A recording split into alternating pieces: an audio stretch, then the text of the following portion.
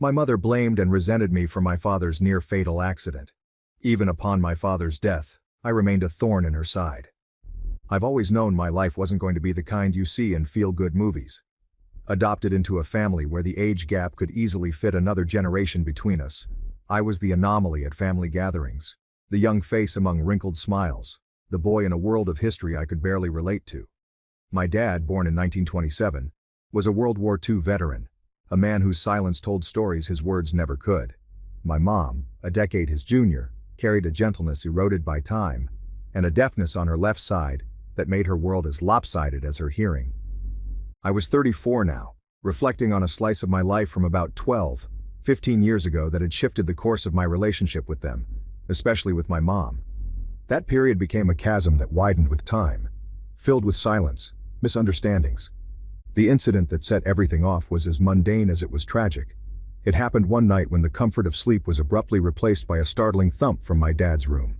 In the haze of half-sleep I reasoned it away as one of our animals knocked something over, or perhaps my dad, in his nightly bathroom ritual, had accidentally dropped his cane.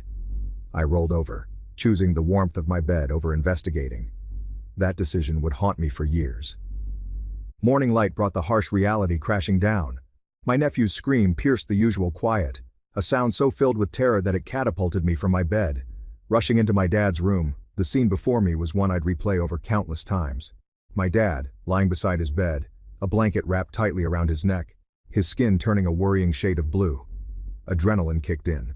I managed to lift him back onto the bed, unwrapping the blanket from around his neck, his breath shallow and labored. The call to the ambulance was a blur, as was their arrival and the subsequent rush to the hospital.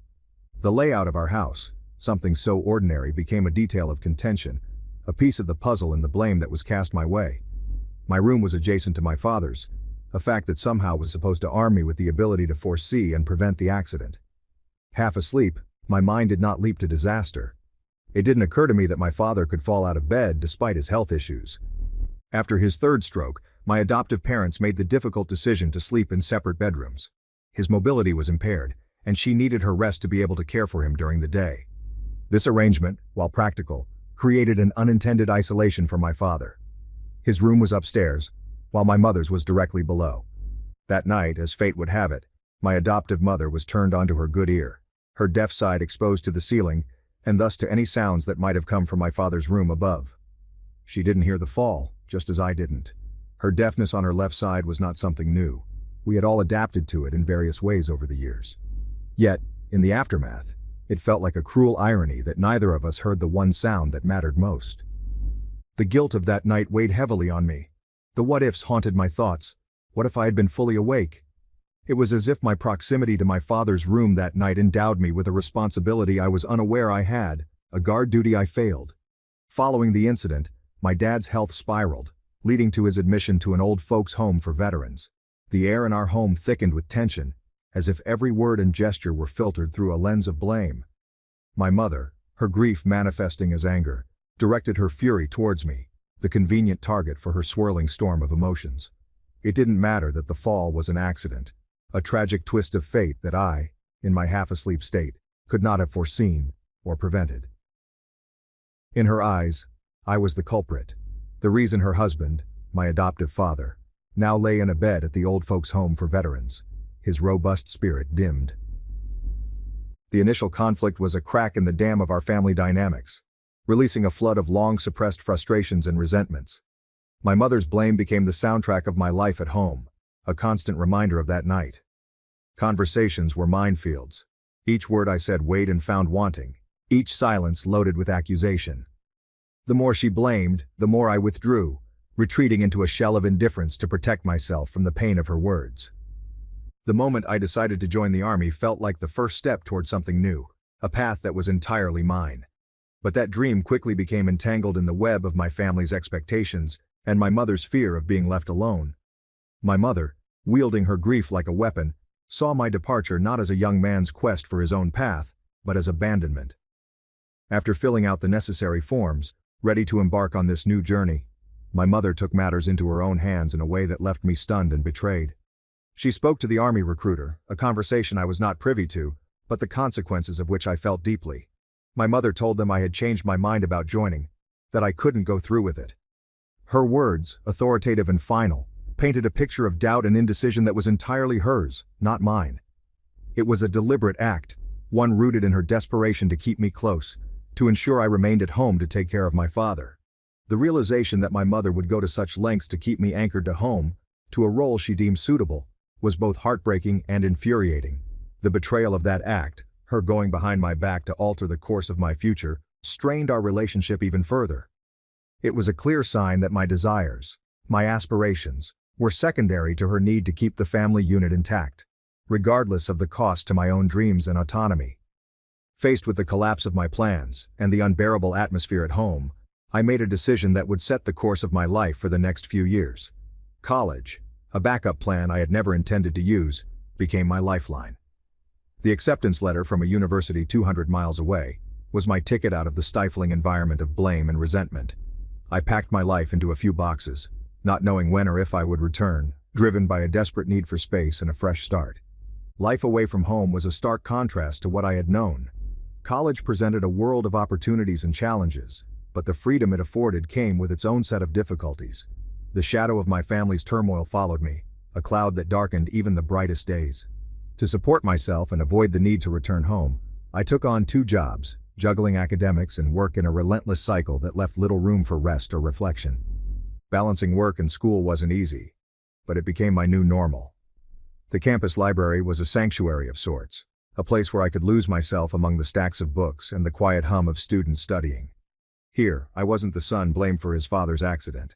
I was just another student, trying to make ends meet and build a future. The job required meticulous attention to detail, sorting, shelving, and ensuring that the library remained a place of order and learning. It was a quiet, steady job that contrasted sharply with the chaos of my personal life. The local cafe, on the other hand, was a bustling hub of activity. Here, I was a barista, a friendly face behind the counter crafting lattes and cappuccinos for a stream of customers. The pace was relentless, the environment lively and sometimes overwhelming. Yet there was joy in the rush, in the smiles of satisfied customers, and in the camaraderie with my coworkers. This job taught me resilience, the ability to keep smiling even when I was tired, and to find peace in the rhythm of the work. These jobs, while exhausting, provided me with a sense of purpose. They were my escape from the turmoil back home, a way to prove to myself that I could stand on my own 2 feet. The satisfaction of earning my own way, of being responsible for my successes and failures, was empowering. Amidst the long hours and the tired evenings, I found moments of happiness and pride.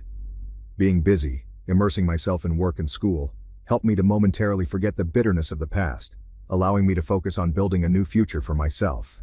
Yet, the question of my departure, of whether my actions had been justified or selfish, remained unanswered, a puzzle I was still working to solve. The emotional toll of separation and blame was heavier than I anticipated. The physical distance from my family did little to ease the burden of guilt and unresolved anger. I missed my father, the man who had, in his quiet way, been a source of strength and stability. My mother's accusations echoed in my mind, a constant reminder of the rift that had grown between us. I found myself questioning my decisions, wondering if I had indeed been the jerk for choosing to leave, for putting distance between myself and the family drama. After graduation, I landed a stable job, the kind that felt both like a triumph and a compromise. It was a steady climb away from the tumultuous past into a semblance of adult life, marked by paychecks and small freedoms.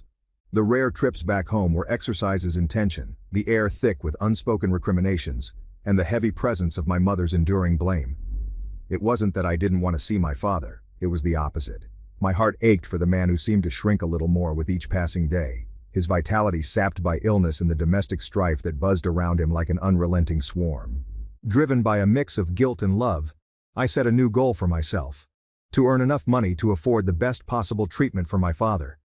It became an obsession, this idea that financial success could somehow translate into a redemption of sorts, a way to make amends for my perceived failings. My career became more than just a job, it was a means to an end, each promotion, each raise a step closer to providing my father with the care he deserved. The irony of working tirelessly to support someone who, through no fault of their own, felt like a stranger, wasn't lost on me. Despite my attempts to heal and move forward, the news of my father's passing knocked me back to square one.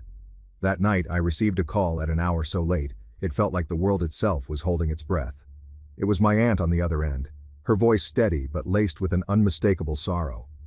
"It's about your dad," she said, and in that instant, I felt the ground beneath me shift. My father had passed away after a prolonged illness, an event we all saw looming on the horizon, yet hoped would somehow steer clear of our shores. I was hundreds of miles away, wrapped in the cocoon of my new life, far from the home that felt more like a battleground than a sanctuary in recent years. The pain of the news was a sharp jab to the gut, a mix of grief and guilt swirling in a tempest I couldn't contain. My relationship with my family, particularly with my mom, had been strained at best, severed at worst.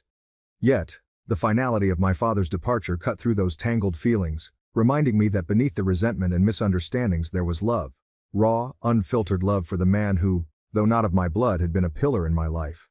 I didn't have time to pack. There was no moment to sit and ponder what to bring. The urgency of the situation propelled me forward, my actions driven by a singular need to get back as quickly as possible. The bus was the first mode of transportation I could find, a decision made not out of convenience but desperation. I boarded at dawn, the early morning light casting long shadows that mirrored the heaviness in my heart. The journey was a blur, each mile stretching on as I grappled with the reality of my father's death and the inevitable confrontation with my family. I rehearsed conversations in my head, anticipated accusations and prepared defenses, all the while battling the growing knot of sorrow for the loss of a man who had shaped so much of who I had become. Arriving at the funeral home, the gravity of the situation finally settled in.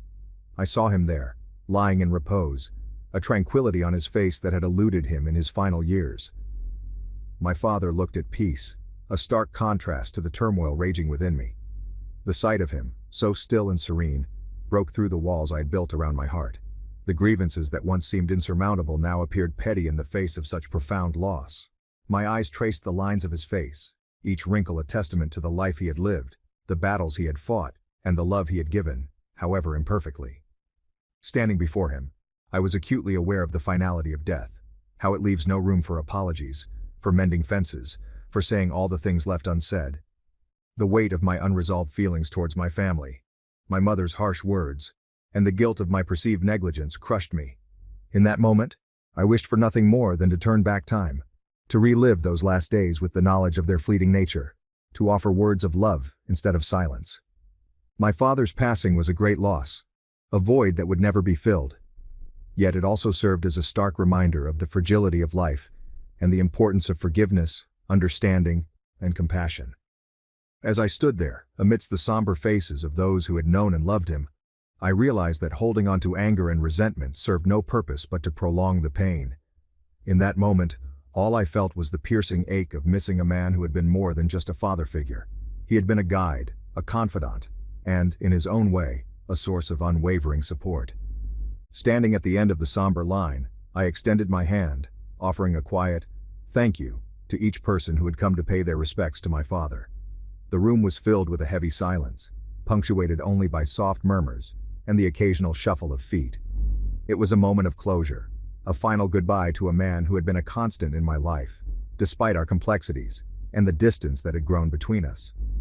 But that silence shattered when my mother's voice, sharp and laden with grief and accusation, pierced the air. "His death is partly due to him," she screamed, pointing a trembling finger in my direction. "He's a cruel person for ignoring his father, a selfish person for going to college and not taking care of his family." Her words, like daggers, cut through the solemn atmosphere, turning heads and drawing a collective breath from the gathered mourners. The accusation was a blow, not because it was new but because of its public nature and the timing. It was a reopening of wounds that had never fully healed, a reminder of the years of blame and misunderstanding that had driven a wedge between us. The irony of her words wasn't lost on me. It was her initial accusations that had pushed me away, that had made me feel like an outsider in my own home. And now, as we stood together in grief, she chose to resurrect those accusations, to paint me as a villain in the eyes of those who had come to mourn my father. I felt my heart break all over again, not just for the loss of my father, but for the loss of what our family could have been. The sadness was overwhelming, a tide of emotion that threatened to pull me under. I had come to say goodbye, to find some semblance of peace in the wake of my father's passing. But instead, I was met with public condemnation from the one person whose acceptance I had longed for. The eyes of the guests were on me, some filled with sympathy, others with judgment. In that moment, I realized the futility of trying to defend myself, of trying to explain my side of the story to those who had only heard one version. The damage was done. My mother's words had painted me as the culprit, the son who had abandoned his family in their time of need. But deep down, I knew the truth. I knew the weight of the guilt I had carried, the countless times I had replayed that night in my head, wondering if things could have been different if I had acted sooner. I also knew the pain of being pushed away, of being blamed for something beyond my control. It was a pain that had driven me to seek distance, to build a life away from the constant reminders of my supposed failures. As I stood there, amidst the whispered conversations and sideways glances, I realized that my mother's words, though hurtful, could not define me. They were a reflection of her grief, her inability to cope with the loss of her husband and the strained relationship with her son. It was a sadness that I shared, but I also knew that carrying the burden of her blame would not bring my father back, nor would it heal the rift between us.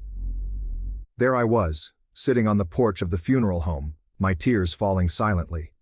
The weight of my mother's public accusation at the funeral had left me shattered, alone with my grief and the sting of her words.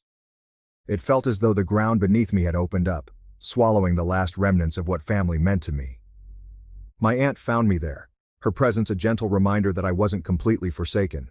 "What's the matter?" she asked, her voice soft, a stark contrast to the harshness I had just endured inside. I couldn't hold it in any longer.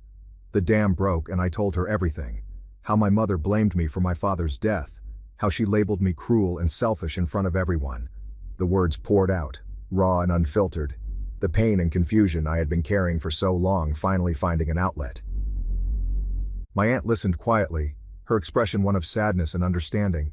When I finished, she sighed, a sound that carried so much, sorrow for her sister's actions and empathy for my situation. "Your mom is grieving and lashing out," she finally said. "But that doesn't excuse her words or how she's treated you." I then shared with her the story of the night my dad had fallen out of bed, the sound that had roused me from sleep, the horrifying discovery in the morning, and my frantic efforts to help. It was a confession of sorts, an attempt to explain my side, to make her see that I wasn't the villain my mother portrayed me to be. To my surprise, my aunt took my hand, squeezing it gently. "You are my new adopted son now," she declared, her words not just a statement but a promise, a pledge of support and acceptance that I hadn't realized I was so desperate for. "And your mother, she doesn't deserve you. Not if she can't see the truth and pain in your heart." Her words were a balm to my soul, offering a sliver of solace in the midst of my turmoil. Here was family, not bound by blood or obligation, but chosen, offering me a place when I felt I had nowhere left to turn. As we sat there, the cool evening air wrapping around us, I realized this was the beginning of a new chapter. My aunt's acceptance and understanding gave me something to hold on to, a glimmer of hope in a time darkened by loss and misunderstanding. It was a reminder that family isn't always about who raises you, but who stands by you when the ground gives way beneath your feet. In that moment I understood that while my relationship with my mother might never be repaired, I wasn't as alone as I thought. Life would go on, and with my aunt's support, I might just find a way to navigate this new reality. Despite the pain and heartbreak, her words offered a path forward, a chance to rebuild from the ruins left by my father's passing and my mother's blame.